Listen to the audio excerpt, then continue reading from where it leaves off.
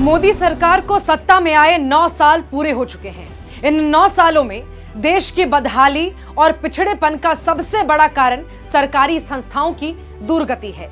ये कहने में अतिशयोक्ति नहीं होगी कि नरेंद्र मोदी की सरकार ने देश के लगभग सभी सरकारी संस्थाओं को बर्बादी के कगार पर पहुंचा दिया है।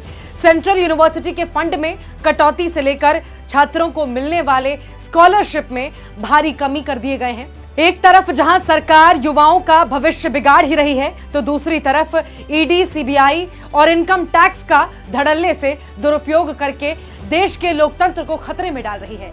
रिपोर्ट्स बताते हैं कि साल 2014 से 2022 तक 121 नेताओं की जांच की है। उनमें से 95% नेता विपक्ष से हैं।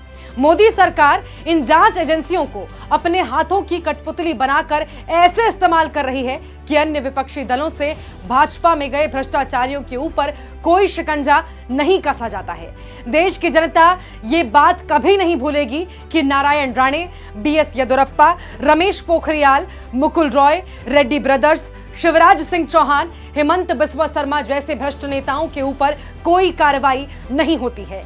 सरकार बदलने से लेकर विधायकों को हॉर्स ट्रेडिंग के लिए दबाव बनाने के लिए इनकम टैक्स का इस्तेमाल किया जा रहा है। विपक्षी दलों को बदनाम करने के लिए सीबीआई के तोते भेज दिए जाते हैं। नरेंद्र मोदी के सत्ता में आने के बाद केवल इतना ही नहीं बदला है, HAL जैसी विश्वसनीय सरकारी कंपनियों से राफेल की साइन की हुई डील वापस लेकर रातों रात इसे अनिल अंबानी की कंपनी को दे दिया गया।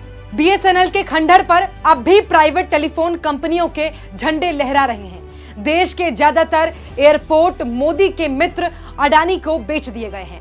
सरकारी संपत्तियों का निजीकरण से देश की अर्थव्यवस्था को खतरा है। सरकारी संस्थाओं के दुरुपयोग से लोकतंत्र को खतरा है। नरेंद्र मोदी ने अपने 9 वर्षों के कार्यकाल में देश को बर्बादी के गहरे कुएं में धकेल दिया है।